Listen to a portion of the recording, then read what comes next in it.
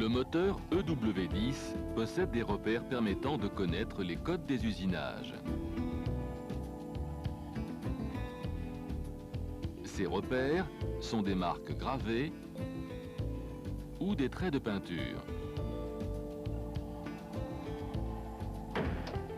Lors d'une intervention sur le moteur, il est indispensable de rechercher d'abord tous les repères qui peuvent exister.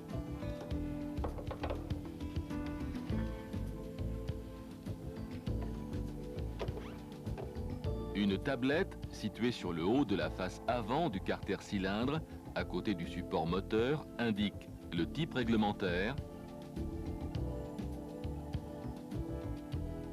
le repère organe, le numéro d'ordre de fabrication.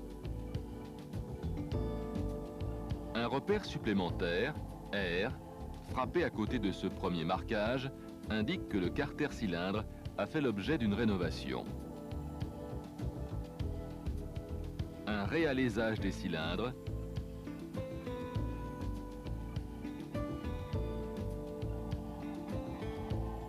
et une rectification du plan de joint. Une seconde tablette, située sur le haut de la face avant du carter, entre les cylindres 1 et 2, comporte les codes correspondant aux alaisages de la ligne d'arbre.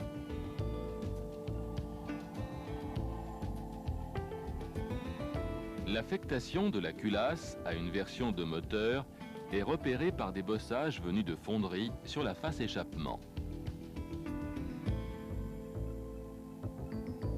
Bossage en B et en D pour une culasse EW10.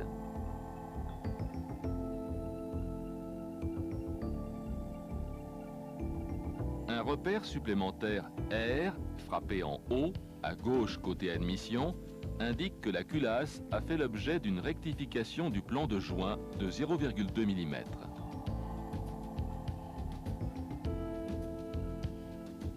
Un second repère supplémentaire, 1, frappé en haut à côté du précédent, indique que la culasse a fait l'objet d'un réalésage des paliers d'arbre à cames.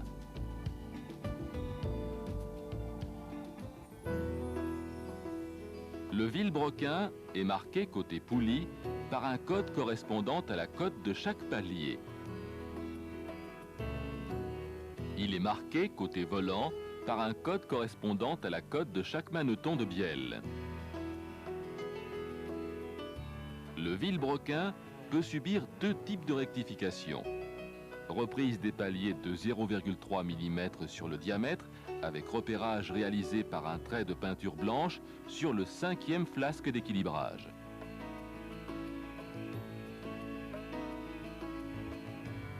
Reprise de 0,3 mm sur le diamètre des manetons avec repérage sur le 4e flasque d'équilibrage.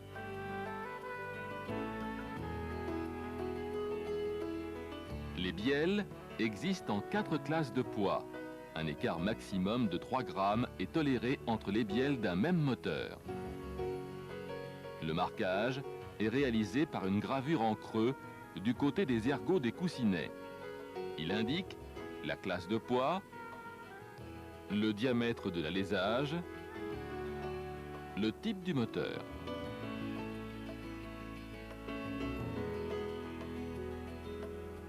Les pistons existent en une seule classe de diamètre et une seule classe de poids en définition série.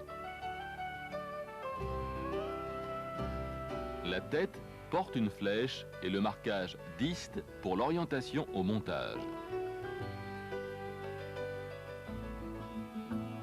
Les arbres à cames sont repérés par 2 anneaux de peinture. 2 marquages sont pratiqués en bout d'arbre côté distribution. L'utilisation d'une culasse ayant subi un réalésage des paliers d'arbre à cames implique l'utilisation d'arbres ayant un diamètre de palier augmenté. Les arbres spécifiques sont repérés par un trait de peinture côté cylindre numéro 1.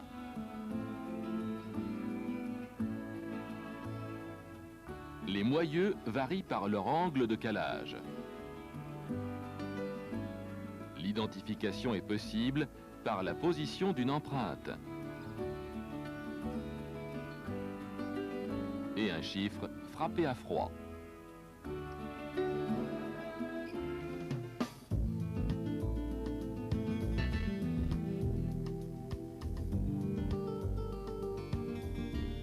Déterminer si le vilebrequin est à la cote d'origine ou s'il a été rectifié en recherchant des marques de peinture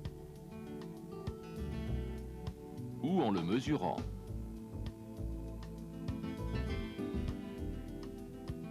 Les coussinets supérieurs, rainurés, sont tous identiques et marqués d'une touche de peinture noire sur la tranche.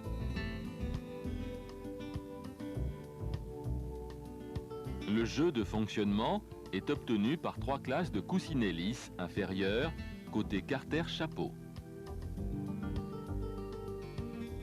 Relevez le marquage du carter-cylindre, par exemple BGG MP.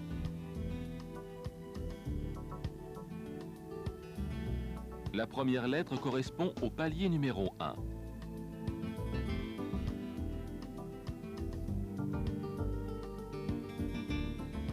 Relevez le marquage du flasque avant du vilebrequin, par exemple CFJMR.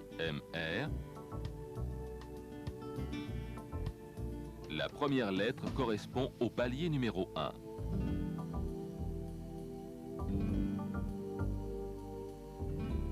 Reportez sur la bague, pour chaque palier, la lettre carter et la lettre palier.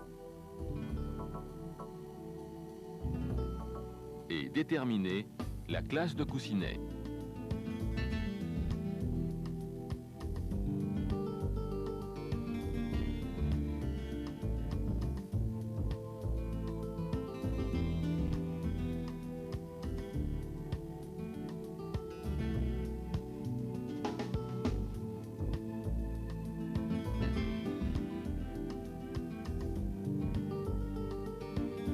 Ces coussinets sont repérés par une touche de peinture sur la tranche.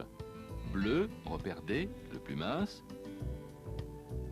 Noir, repère E. Vert, repère F.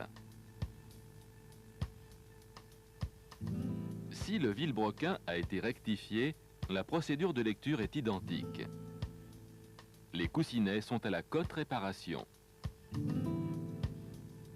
Ils sont repérés par 2 traits de peinture de la couleur attachée à la classe de coussinet.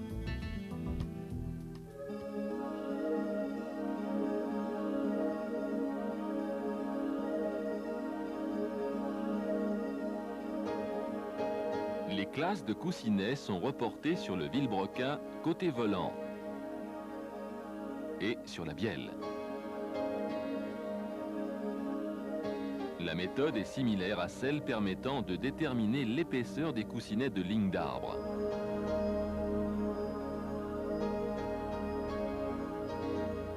Les coussinets supérieurs sont tous identiques et possèdent un repère jaune. Relevez le marquage du vilebrequin, par exemple AMGT.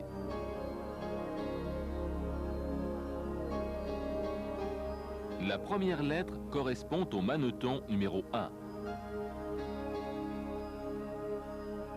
Relevez le caractère de chaque bielle, par exemple sur la bielle numéro 1, E. Déterminez sur la bague la classe de chaque coussinet.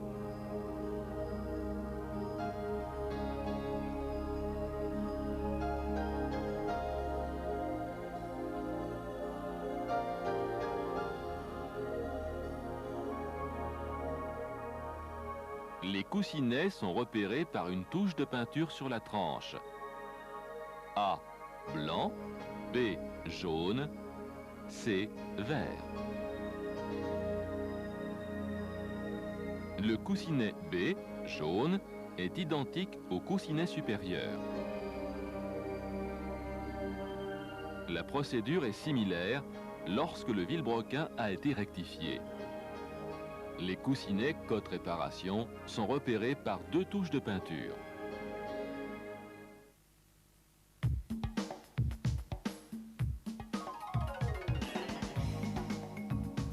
La dépose-pose de la culasse est une opération classique. Après avoir déposé les couvre-culasses, le desserrage s'effectue en escargot à partir de l'extérieur pour les carters chapeaux d'arbre à cames d'admission et d'échappement, ainsi que pour la culasse.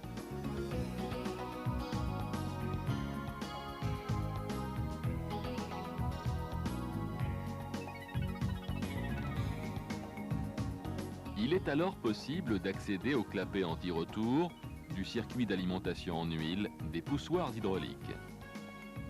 Pour le déposer, obturez le canal d'alimentation côté échappement et soufflez à l'air comprimé dans le canal situé côté admission.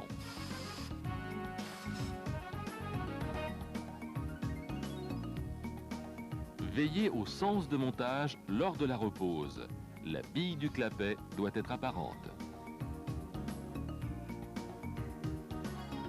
Le joint de culasse multifeuille possède un onglet de repérage présentant 5 zones. Des perforations en 1 et 4 correspondent au moteur EW10.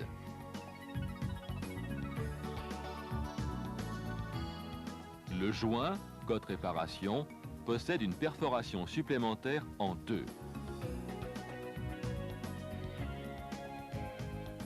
Le joint de culasse multifeuille se monte à sec.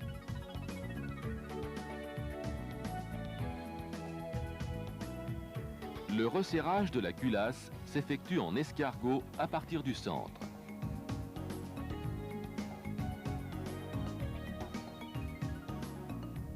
Avant repose, videz les poussoirs de leur huile. Pour cela, sortir le piston en tapotant le poussoir sur une cale en bois.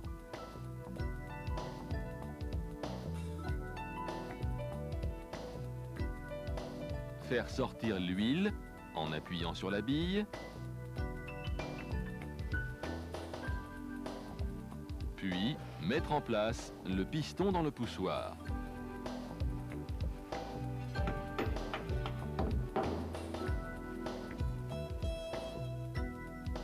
Lors de la repose des poussoirs et des arbres à cames, enduire les poussoirs et les portées des paliers avec de la pâte de montage.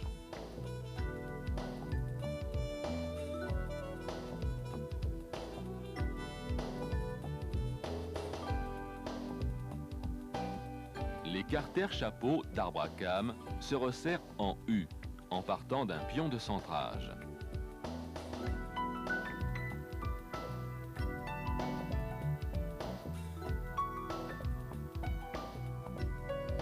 Les couvre-culasses se resserrent en escargot.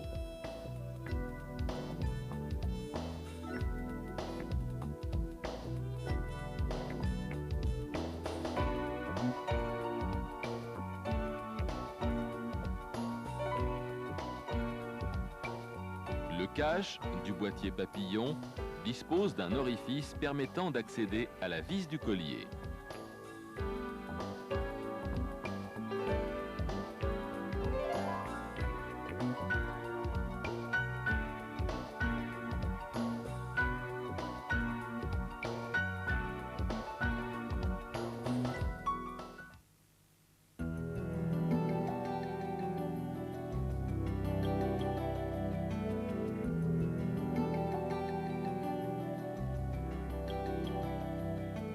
Débranchez la batterie. Déposez la roue avant droite et le pare-boue.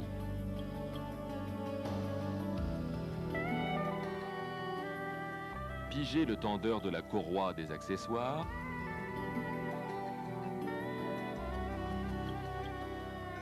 Et déposez la courroie.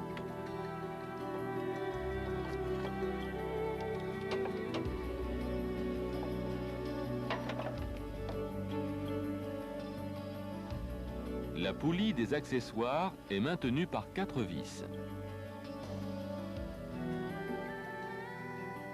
Déposez les carters supérieurs et inférieurs de distribution. Attention, ne pas toucher aux vis de la pompe à eau. Ceci entraînerait un risque de fuite et de déformation du corps de pompe.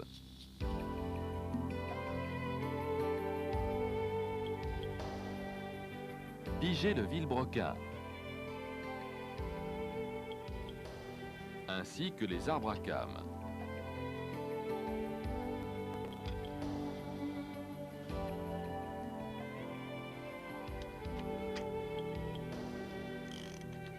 Desserrer le galet tendeur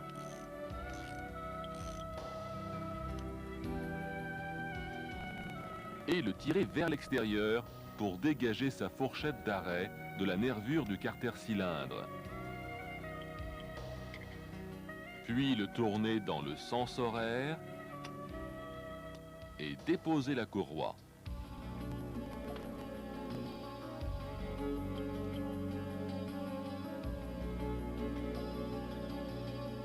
À ce stade de la dépose, il est possible d'intervenir sur la pompe à eau et la pompe à huile. L'étanchéité de la partie avant du vilebrequin est réalisée par un joint à lèvres et un joint torique.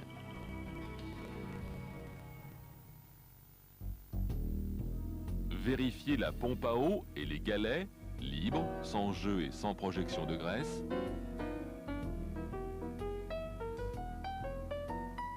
Le vilebrequin étant pigé,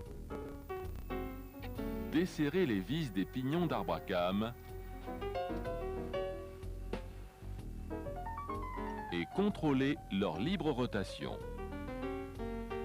Resserrez les vis à la main, les desserrez de 1/6 de tour et tournez les pignons sens horaire jusqu'en butée.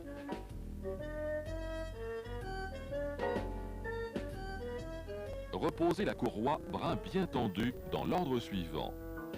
Vilebrequin, en l'immobilisant avec l'épingle. Galet en rouleur. Pignon d'arbre à cames admission, en accompagnant le mouvement d'une rotation de celui-ci. Le déplacement angulaire doit être inférieur à la largeur d'une dent. Pignon d'arbre à cames échappement en agissant de même. Maintenir par le haut la courroie et coiffer en bas le pignon de pompe à eau. Terminer par le galet tendeur. Tournez le support du galet tendeur de façon à faire chevaucher la nervure par la fourchette d'arrêt. Amenez la vis en appui.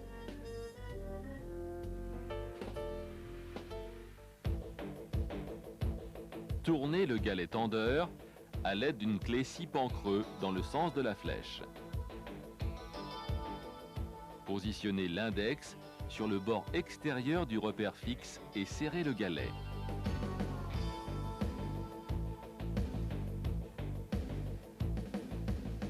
Serrez les vis des pignons d'arbre à cames.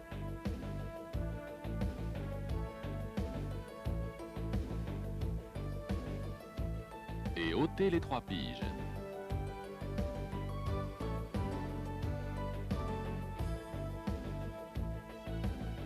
Effectuez 6 tours de vilebrequin dans le sens normal de rotation, sans revenir en arrière. Desserrez le galet tendeur et placez la pige.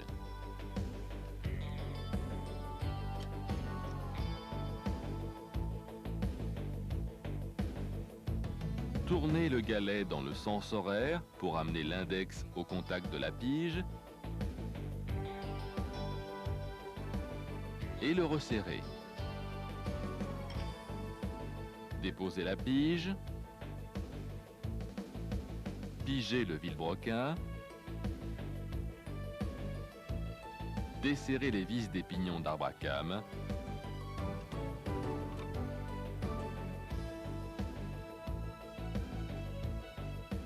pigez les moyeux,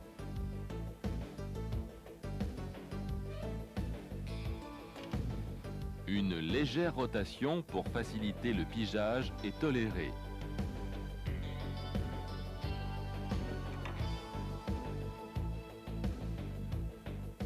Serrez les vis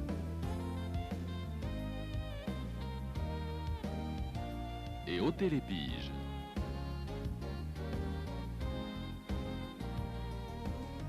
Poursuivre le remontage.